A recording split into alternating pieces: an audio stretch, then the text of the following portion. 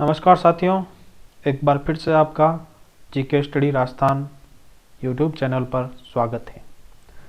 जैसा कि आप सभी जानते हैं, हम हमारा राजस्थान पाठ्य पुस्तक को कर रहे थे, जिसमें हम क्लास 6 की बुक को कर रहे थे और उसका हम चैप्टर 1 जो है हमारे प्रीवियस वीडियो में कर चुके हैं। आज जो है हम उस बुक का चैप्टर 2 जो कि राजस्थान का इतिहास है उसको करने वाले हैं।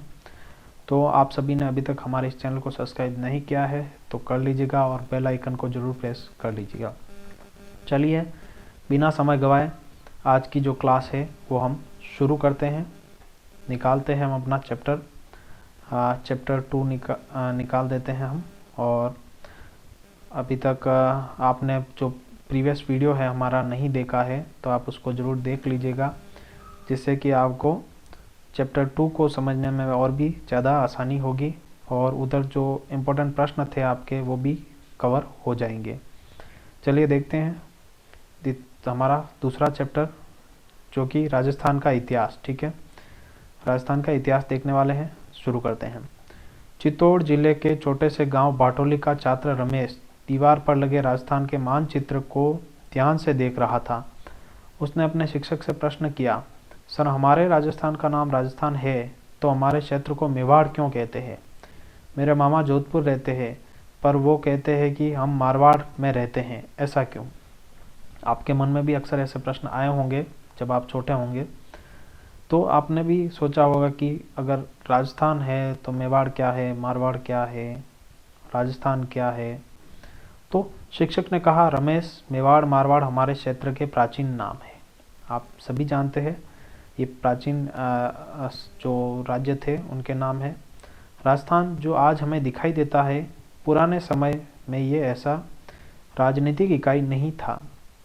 प्राचीन काल में राजस्थान विभिन्न जनपदों एवं अंचलों में विभक्त था।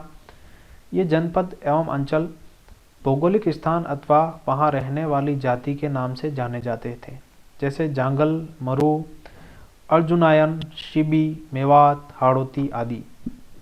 तो शिक्षक बताते हैं कि ये जो मेवाड़ है, मारवाड़ है, ये सारे हमारे यहाँ के क्षेत्रों के प्राचीन नाम है जो आज हमें एक गठबंधन के रूप में राजस्थान के नाम से जाने जाते हैं। तो ये पूरे तो मिलकर आज के समय में राजस्थान कहलाते हैं, लेकिन पहले जब राजा महाराजाओं का समय था उस समय ये रियासतें होती थी, मेवाड़ है, मारवाड़ है, ऐसे। तो शिक्षक ने उस छात्र को समझाया, ये बात हमें भी समझनी है। चलिए अब एक महाकाव्यकालीन राजस्थान का मानचित्र देख रहे हैं हम। तो ये मरुकांतर प्रदेश था, ये जांगल प्रदेश था, ये मत्स्य था और ये सूरसेन। ठीक है, तो ये कुछ जो है महाकाव्यकालीन राजस्थान के प्रदेश है ये, जो कि बहुत पहले के समय की बात है। आगे देखते हैं, अब हम इन चीज़ों को थोड़ा और डिटेल में देखते हैं। प्राचीन भारत में आर्यों ने छोटी छोटी बस्तियों को मिलाकर अपने अपने राज्यों का या जनपदों का निर्माण आरंभ किया। ठीक है, आर्यों ने छोटी छोटी बस्तियों को मिलाकर राज्य या जनपदों का निर्माण प्रारंभ किया। महाभारत एवं संहिता ग्रंथों में राजस्थान के कई जनपदों का उल्लेख मिलता है, जैसे कि मरु के बारे में देखते हैं। ऋग्वेद सहित हमारे पौराणिक ग्रंथों रामायण, चरक संहिता, महाभारत एवं बृहद संहिता में मरु प्रदेश का वर्णन आता है। तो इन सब महाकाव्यों में जो है मरु प्रदेश के बारे में जानकारी हमें प्राप्त होती है। मरु प्रदेश आर्यों का प्रारंभिक जनतंत्र था। ठीक है, जिसमें वर्तमान के बीकानेर, नागौर, चूरू, गंगानगर, जैसलमेर एवं बाड़मेर के कुछ भाग सम्मिलित है। यहाँ से प्रश्न आपके कैसा बन सकता है कि कौन सा जिला जो है वो मरु प्रदेश से संबंधित नहीं था, ऐसा प्रश्न आ सकता है, या कौन सा जिला जो है मरु प्रदेश से संबंधित था, ऐसे प्रश्न आ सकते हैं। तो ये इंपॉर्टेंट चीज़ें हैं, इनको आप नोट कीजिएगा। कालांतर में इस क्षेत्र में कुछ विस्तार के साथ कुरु, मद्र तथा जांगल नामक जनपदों का निर्माण हुआ, ये भी आपको ध्यान रखना है। अब अपन देखते हैं जांगल प्रदेश। इस जनपद में वर्तमान बीकानेर, नागौर एवं जोधपुर का कुछ भाग आता था। ध्यान रखेंगे, प्रश्न वैसा ही बनेगा कि कौन सा प्रदेश संबंधित नहीं है, कौन सा जिला संबंधित नहीं है जांगल प्रदेश से। इसकी राजधानी अहिछत्रपुर थी। ये भी इम्पोर्टेंट है। जांगल प्रदेश जो है इसकी राजधानी क्या थी? अहिछत्रपुर, ठीक है, जिसका साम्य वर्तमान नागौर से प्रतीत होता है। अहिछत्रपुर वर्तमान कहाँ? नागौर। ये सारी चीज़ें आपको नोट करनी है अपनी नोटबुक में। पौराणिक आख्यानों के अनुसार यादव वंश के बलराम एवं श्री कृष्ण द्वारिका जाते समय इस क्षेत्र से गुजरे थे। ये सारी चीज़ें आपको ध्यान रखनी है, प्रश्न आए हुए हैं और आ सकते हैं, कोई भी रिस्क नहीं ले सकते हैं अपन, नोट करते रहिएगा आप। फिर है मत्स्य। इस जनपद का उल्लेख ऋग्वेद में मिलता है। मत्स्य जनपद का उल्लेख कहाँ मिलता है? अगर प्रश्न आ जाए तो आपको उत्तर देना है ऋग्वेद में। महाभारत में मत्स्य जनपद की राजधानी विराट नगर यानी कि बैराठ थी, ठीक है। अब महाभारत में मत्स्य जनपद की जो राजधानी बताई गई वो क्या बताई गई है? तो विराट नगर बैराठ, ठीक है, ये ध्यान रखना। यह जनपद अलवर व जयपुर के मध्य स्थित है। कहाँ पर है? तो अलवर और जयपुर के। इस स्थान का वर्णन चीनी यात्री युआन चांग ने भी किया है, ठीक है। किसने किया है? आपको दिख नहीं रहा होगा, मैं थोड़ा सा स्क्रॉल करता हूँ, अभी दिख जाएगा आपको। तो किसने किया है? तो नाम आपको ये ध्यान रखना, आप थोड़ा सा भी कंफ्यूज ना होइएगा। युआन चांग ने। किसने? युआन चांग ने, ठीक है। तो ये सारी चीज़ें इंपॉर्टेंट थी इस पैराग्राफ से। आगे देखते हैं अपन। तो मौर्योत्तरकालीन राजस्थान का हमें एक जो मानचित्र मिल रहा है यहाँ पे, जिसमें ये जो क्षेत्र था योदय था, ये अर्जुनायन था, ये मालव था और ये शिवी था, जो कि चित्तौड़ के आसपास का क्षेत्र है। ध्यान रखिएगा, ये पूछा जा सकता है कि पूर्वी राजस्थान, उत्तरी राजस्थान, ऐसे दक्षिणी राजस्थान, ऐसे प्रश्न आएगा। इसमें किस क्षेत्र के नाम से जाना जाता था, ऐसे प्रश्न पूछे जाएंगे। आगे देखते हैं इस चैप्टर में सूरसेन। आगे देखते हैं अपन सूरसेन। राजस्थान के भरतपुर, धौलपुर तथा करौली के अधिकतर भूभाग प्राचीन सूरसेन जनपद में सम्मिलित थे। इस जनपद की राजधानी मथुरा थी। यहाँ ये इंपॉर्टेंट प्रश्न बनेगा कि सूरसेन जनपद की राजधानी क्या थी? तो मथुरा थी। 4वीं शताब्दी ईस्वी पूर्व के यूनानी लेखकों ने सिकंदर के समय में सूरसेन या सौरसेन का उल्लेख किया है। बयाना प्रशस्ति में भी सूरसेन नामक राजवंश का वर्णन मिलता है। सिकंदर के आक्रमण के पश्चात अपनी स्वतंत्रता को सुरक्षित रखने को उत्सुक पंजाब और टक की कुछ जातियां राजस्थान में आकर बस गई। इनमें अपने साहस और शौर्य के लिए प्रसिद्ध मालव, शिवी, अर्जुनायन आदि जातियां प्रमुख थी। तो ये जो नाम पड़े हैं वो जातियों के, इन जनजातियों के आधार पर भी पड़े हैं। और हमें 4वीं शताब्दी ईस्वी पूर्व में यूनान लेखकों ने सिकंदर के समय सूरसेन का उल्लेख किया था, इसका ध्यान रखना है एक तो। और बयाना प्रशस्ति में भी हमें जो है इसका वर्णन मिलता है। इन चीज़ों को ध्यान रखिएगा। फिर देखते हैं शिवी। आधुनिक उदयपुर के पूर्व, पश्चिम तथा उत्तर का संभागीय प्रदेश में शिवी जाति ने आधिपत्य स्थापित किया, इसलिए यह शिवी जनपद के नाम से जाना जाता था। इसकी राजधानी मध्यमिका या मध्यमिका थी, ये ध्यान रखिएगा, इंपॉर्टेंट प्रश्न। शिवी जो जनपद है उसकी राजधानी क्या थी? तो मध्यमिका या माध्यमिका, ठीक है। इसके अवशेष चित्तौड़ के पास नगरी नामक गांव, इंपॉर्टेंट प्रश्न है, परीक्षा में आया हुआ है कई बार।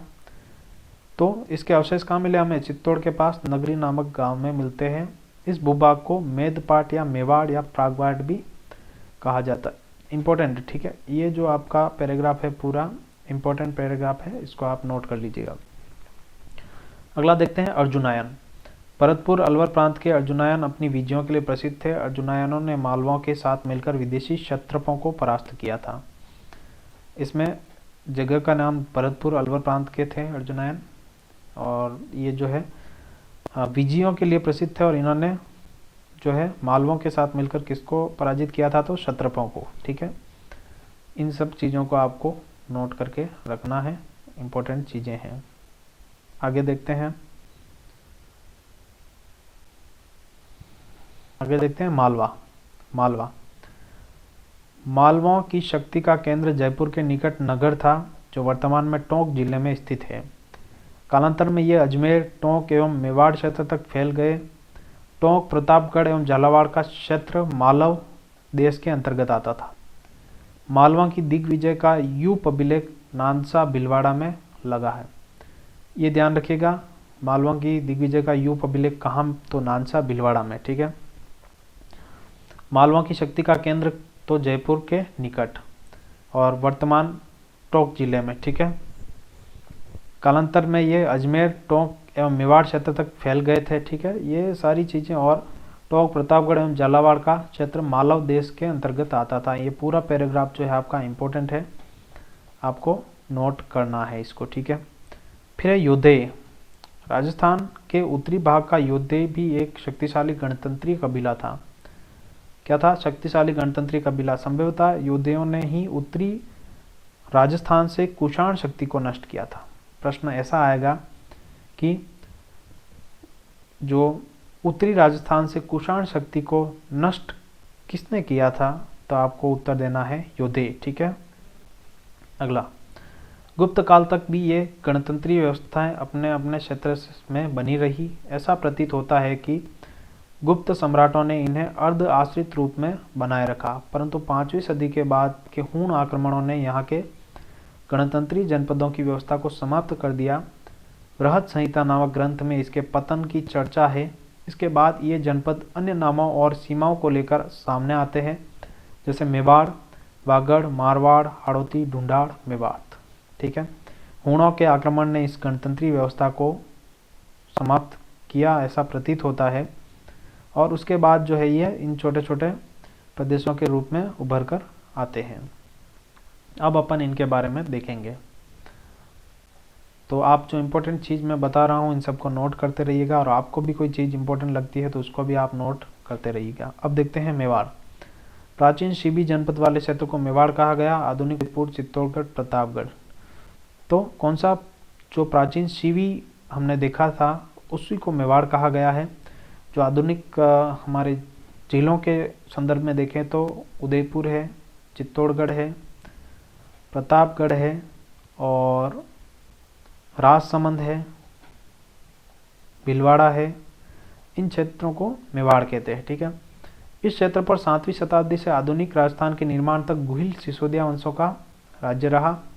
नागदा, आहाड़, कल्याणपुर, चित्तौड़गढ़, कुंभलगढ़, चावंड, उदयपुर आदि समय समय पर इसकी राजधानी रही। यहाँ की बोली मेवाड़ी है, ठीक है। आसान सी चीज़ है। गुहिल सिसोदिया वंशों का यहाँ पर 7वीं शताब्दी से जो है क्या रहा था, शासन रहा है। और यहाँ की बोली जो है मेवाड़ी है, और क्षेत्र भी दे रखे हैं जगह, जो नागदा है, आहड़ है, कल्याणपुर है, चित्तौड़गढ़ है, कुंभलगढ़ है, चावंड है, उदयपुर आदि जो है इसकी राजधानी रही है। फिर है वागड़। राजस्थान में 2 क्षेत्र वागड़ के नाम से जाने जाते हैं। पहला एक डूंगरपुर बांसवाड़ा व दूसरा पिलानी के पास नरहड़, भादरा, नौहड़ तथा कन्नड़ा का क्षेत्र। ये इंपॉर्टेंट है, आप ध्यान रखिएगा कि जो एक जो है डूंगरपुर बांसवाड़ा का क्षेत्र जो है वो वागड़ कहलाता है, और दूसरा पिलानी के पास नरहड़, भादरा, नौहड़ तथा कन्नड़ा का क्षेत्र भी वागड़ कहलाता है। ये ध्यान रखिएगा, आपको 2 वागड़ है। किंतु अधिकतर दक्षिणी राजस्थान के डूंगरपुर बांसवाड़ा के भाग को ही वागड़ या वागट या वागड़ कहा गया तथा इसी की बोली वागड़ी कहा जाता है। लेकिन फेमस कौन सा है अपना? डूंगरपुर बांसवाड़ा वाला, ठीक है। फिर है मारवाड़। प्राचीन मरु प्रदेश ही कालांतर में मारवाड़ कहलाया। हमने अभी शुरुआत में पढ़ा था मरु प्रदेश, उसी को हम यहाँ मारवाड़ कह रहे हैं। 7वीं सदी में इसके मंडोर यानी कि जोधपुर का क्षेत्र, ठीक है, मंडोर पर गुर्जर प्रतिहारों ने शासन किया। बाद में इस क्षेत्र पर राठौड़ वंश का आधिपत्य स्थापित हो गया। तो पहले गुर्जर प्रतिहार थे, लेकिन बाद में राठौड़ों का आधिपत्य यहाँ स्थापित हो चुका था। अब देखते हैं अपन हाड़ौती। आधुनिक बूंदी और कोटा का क्षेत्र हाड़ौती कहलाता है। प्राचीन काल में इस भूभाग पर मीणा, आगे देखते हैं हम स्क्रॉल करके, एक बार इस मानचित्र को देख लीजिएगा आप। राजस्थान के विभिन्न तो ये है मांड, ये है मारवाड़, ये है ढूंढाड़, ये है शेखावाटी, ये है मेवात, ये है हाड़ौती, ये है मेवाड़ और ये है वागड़, ठीक है। तो आपको प्रश्न ऐसा आएगा कि दक्षिणी अंचल, पश्चिमी, उत्तरी ऐसे आएंगे, ठीक है। जिले भी पूछे जा सकते हैं, इन सब का आप ध्यान रखिएगा। आगे हम देखते हैं तो मीणा जनजाति का अधिपति था। मीणा वंश का बूंदा के नाम पर ही बूंदी का नामकरण हुआ। ठीक है, मीणा वंश का जो बूंदा था व्यक्ति, इसके नाम पर अपने बूंदी का नामकरण हुआ है, ध्यान रखिएगा। कालांतर में चौहान वंश की हाड़ा शाखा ने इस क्षेत्र पर अधिकार कर लिया, तभी से इस भूभाग के यहाँ की बोली को हाड़ौती कहा जाने लगा। तो हाड़ौती किस वजह से? तो हाड़ा शासकों की वजह से। और बूंदी किस वजह से? तो मीणा वंश के बूंदा के नाम से, ध्यान रखिएगा। फिर है ढूंढाड़। जयपुर एवं इसके आसपास का क्षेत्र ढूंढाड़ नाम से प्रसिद्ध है। कौन सा? तो जयपुर के आसपास का क्षेत्र। 12वीं सदी में कछवा राजपूतों ने यहाँ की स्थानीय जनजाति मीणाओं को, बड़ गुर्जरों को परास्त कर अपने राजवंश की नींव डाली। इस क्षेत्र की भाषा ढूंढाड़ी कहलाती है। प्रश्न आएगा कि ढूंढाड़ी जो भाषा है वो किस जिले से संबंधित है? तो आपको जवाब देना है जयपुर। फिर है मेवात। अलवर भरतपुर का वह क्षेत्र जहाँ मेव जाति की अधिकता रही मेवात कहलाता है। कहाँ का क्षेत्र? तो अलवर भरतपुर का क्षेत्र। मेवातियों का प्रसिद्ध नायक हसन खान मेवाती था। कौन था? हसन खान मेवाती, जो खानवा युद्ध में राणा सांगा की ओर से बाबर के विरुद्ध लड़ता हुआ मारा गया। तो इसके बाद इन सब अंचलों के अतिरिक्त भी राजस्थान के कुछ अन्य क्षेत्र जैसे जैसलमेर को माड़ या वल्ल, जोधपुर का दक्षिणी भाग गुर्जरत्रा, प्रतापगढ़ को कांठल और झालावाड़ को क्षेत्र मालवा, चूरू, झुंझुनू, सीकर वाला क्षेत्र शेखावटी। और देखते हैं हम स्क्रॉल करके,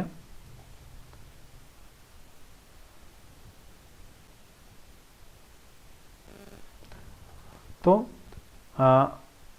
गुजरातरा, प्रतापगढ़ को कांठल और झालावाड़ का क्षेत्र मालवा, चूरू, झुंझुनू, सीकर वाला क्षेत्र शेखावाटी, ब्यावर, अजमेर का क्षेत्र मेरवाड़ा के नाम से जाना जाता है। राजस्थान और इसके विभिन्न क्षेत्र भूभाग, भूगोल और परिस्थितियों के फलस्वरूप अनेक बोलियां, वेशभूषा, व्यवहार और परंपराओं का धनी है। शिक्षक द्वारा अपनी बात समाप्त करते ही रमेश और इसके साथियों को ऐसा लगा कि वे राजस्थान के हर अंचल को समझ चुके हैं। क्या आपको भी ऐसा लगता है? ये मैं आपसे पूछ रहा हूँ, क्या आपको भी ऐसा लगता है आप इन सबको समझ चुके हैं? अगर लगता है तो कमेंट करके ज़रूर बताइएगा, और अगर नहीं लगता है तो भी ज़रूर बताइएगा। हम और प्रयास करेंगे आपको और अच्छे से समझाने का। अब अपन कुछ शब्द आए हैं या शब्दावली देख ली, इससे भी प्रश्न बन जाते हैं कभी कभी। तो अंचल का मतलब है क्षेत्र, ऋग्वेद आप जानती है। क्षत्रप का मतलब है प्रांत का मुखिया, राज्यपाल। भारत में शक जाति के शासकों हेतु प्रयुक्त हुआ था, ये इंपॉर्टेंट है, ठीक है। क्षत्रप शब्द किसके लिए प्रयुक्त हुआ था? तो शक जाति के शासकों हेतु। अगला देखते हैं अपन। अगला यानी कि अब अपन इसके कुछ प्रश्न दे रहा हूँ आपके लिए, जो आपको कमेंट करने हैं, इसके आंसर इम्पोर्टेंट है। मत्स्य जनपद की राजधानी क्या थी? आपको कमेंट करना है, ठीक है। फिर कोटा बूंदी वाला क्षेत्र क्या कहलाता था? ये भी आपको कमेंट करना है। ये फिलिंग ब्लैंक्स भी बताने हैं। ब्यावर अजमेर का क्षेत्र किस नाम से जाना जाता था? जयपुर एवं उसके आसपास का क्षेत्र की भाषा, ये भी मैंने आपको इम्पोर्टेंट करके बताई थी, तो आपको ध्यान होनी चाहिए। फिर महाभारत कालीन किन्हीं 2 जनपदों के नाम बताने हैं। शेखावाटी में कौन कौन से जिले आते हैं? ये सारे मैंने जिस प्रकार से आपको बताए थे उसी प्रकार से ये प्रश्न बन रहे हैं, ध्यान रखिएगा। फिर ये प्रश्न और देख लीजिएगा आप, और इन सब प्रश्नों को आप हो सके जितने आपको आ रहे हो सब कमेंट करने हैं आपको। चलिए, ये क्लास हमारी यहीं समाप्त होती है। मिलते हैं आपसे अगली क्लास में हमारे 3rd चैप्टर के साथ इसी बुक के। तब तक के लिए जय हिंद, बाय साथियों।